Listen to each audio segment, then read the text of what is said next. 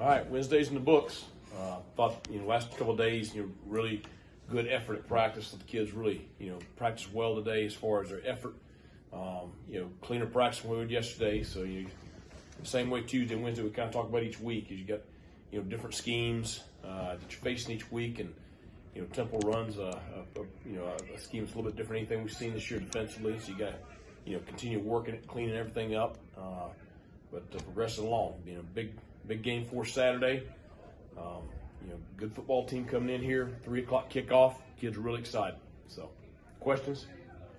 Coach, on the injury front, is Vanderwood, is he close at all to get back? He's getting there. It's a little bit longer than what we had first anticipated. So we'll see. He's kind of day to day, kind of seeing how he is right now. Are we going to have any other surprises in terms of injuries, or without going into detail, can we expect some? I can just print it out and you can hand it to Temple, and then they'll know. If you can get me theirs, I'll give you theirs. So.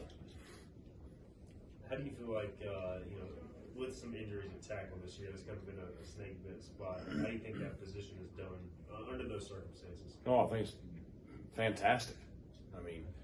Justin's played well. Noah's played well. Walt's got some good quality reps in there, and then Shad's played a good bit of tackle. So, those guys, they've done a good job just handling a lot. But I'm really pleased with the way those kids are playing and responded. So, the good thing is we'll have Rob and Bailey back. It's just Bailey will be next year, and Rob hopefully at some point here this fall. With your 2 running backs, you managed to obviously give the 2 lead guys almost identical numbers of carries all this way into the season. How much has that been by design, and how much has that been just the way that those guys have been productive against certain situations or certain schemes? Well, we've tried to do that, so that's been the intent each week. But it doesn't always shake out that way. So I do think it's a little bit of luck that they're so close, as far as number of carries and number of catches.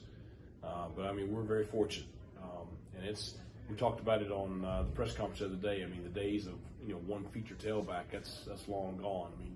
You need multiple backs, and especially this is a physical league, and it takes a toll on your body throughout the year. And so just the fact that you've got guys that you can kind of rotate in there has allowed us to have both those guys available. Even though it's just a number, 1,000 yards is obviously a benchmark in football of success, and it speaks a lot about how good your offense is or how balanced it is. What would that mean to you, or what would that register on you if that were to happen with at least one of those guys this year? You don't worry about that stuff. You worry about trying to beat Temple. That's it. And you try to have a great season. And my experience has been if you focus on stats and stuff, you usually end up not being a very good team.